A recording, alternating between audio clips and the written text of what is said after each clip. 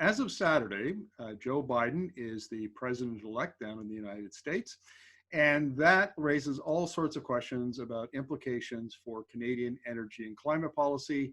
But the one that's on Alberta's mind is the Keystone XL pipeline, which Biden has pledged to withdraw the presidential permit for and basically kill it. So to talk about that, we're going to be chatting with Shawn McCarthy, the veteran energy journalist from Ottawa. So welcome to the interview, Shawn.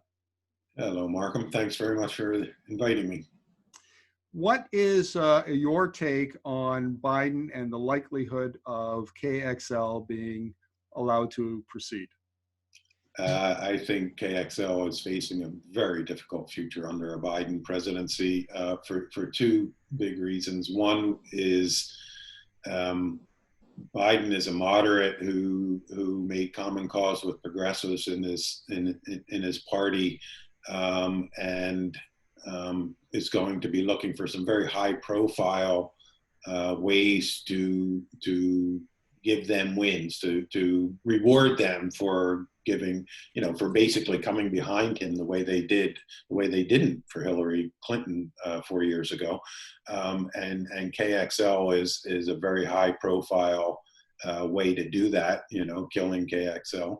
And also, if even on his own dime, he was part of an administration that killed it in the first place.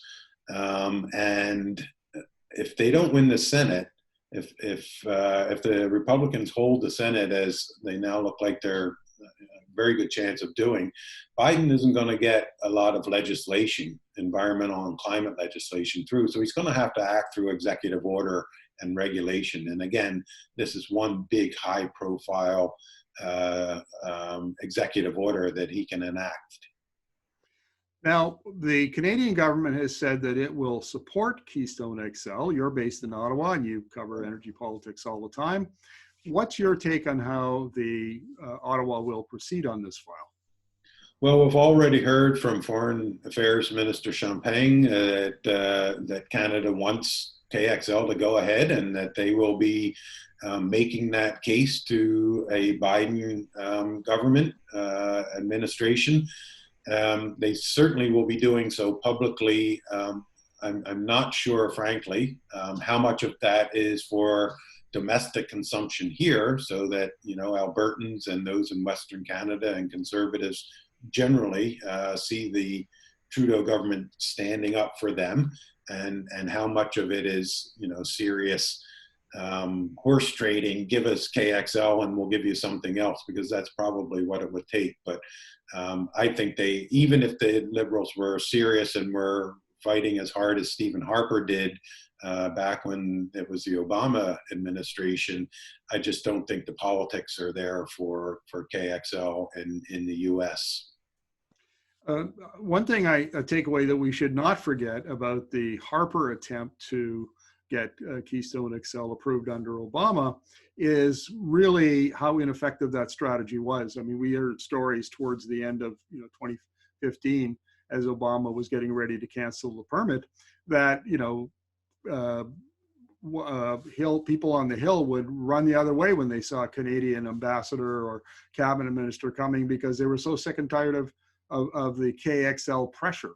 So yeah, I'm really not convinced that the lobbying is. I think the only thing that could possibly is some horse trading. And if that's the case, what has Canada got to bring to the table that Biden wants? Well, there are some things, and I think what has changed is that, let's be honest, the Harper government was seen as being recalcitrant on climate change, and was seen as being not an aggressive partner in international negotiations. Trudeau's government is seen as being more progressive and able to make common cause with a Democratic administration. If the oil sands companies are investing in emissions reductions, if Alberta is seen as being willing to sign on and to try and, as they say, have the lowest carbon oil out there, maybe you can make a case. I'm dubious, but maybe you can make a case that this is part of the transition. It's sort of like the grand bargain that they were looking to create with Rachel Notley and Premier Clark in British Columbia back when we were doing the Trans-Canada Trans Mountain pipeline, where we'll approve the pipeline, but it has to be part of a serious climate plan. And I think the Liberals can bring that to the table in Washington in a way that the Harper government couldn't.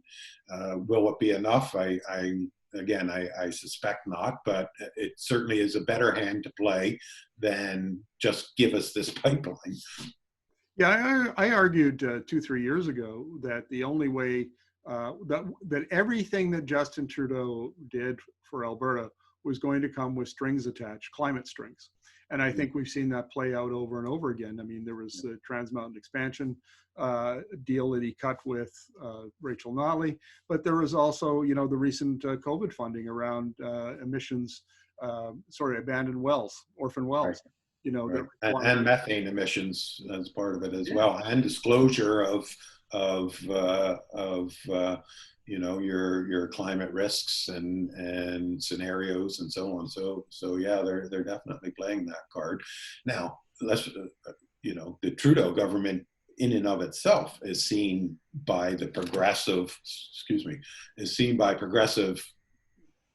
climate activists in Canada and presumably in the US too, as not being aggressive enough, as not being ambitious enough. If you're going to build a pipeline, as we heard in the 2019 election, if you're going to own an oil sands pipeline, how serious are you about climate change? So, they have some cred, but it's not infinite, and certainly among the more progressive and green constituencies, it's tainted by that oil sands, that support for the oil sands sector.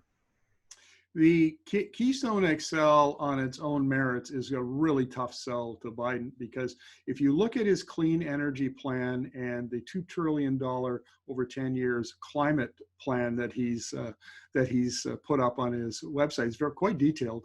Yeah. And he expects to create several millions, or I think millions of jobs around green energy. And so if you're looking at that and you're saying, well, look, I'm going to create jobs and he makes the point that it'll take place in all 50 states. Nobody's going to be left out of this. There'll be good paying middle-class jobs, all the usual kinds of rhetoric. But then if you look at it through that lens, where's the upside for him for creating maybe 10,000 temporary construction jobs building a pipeline? I mean, it really doesn't get him any closer to delivering on his promises, and comes with lots of downside and liability. Well, and I think that's right. And as much as he has been the moderate in the party and in the nomination fight over the course of the last year was seen as the moderate, his climate plan, as you said, was pretty aggressive and pretty detailed. It's not full Green New Deal the way the progressives have it, but there's a lot in there.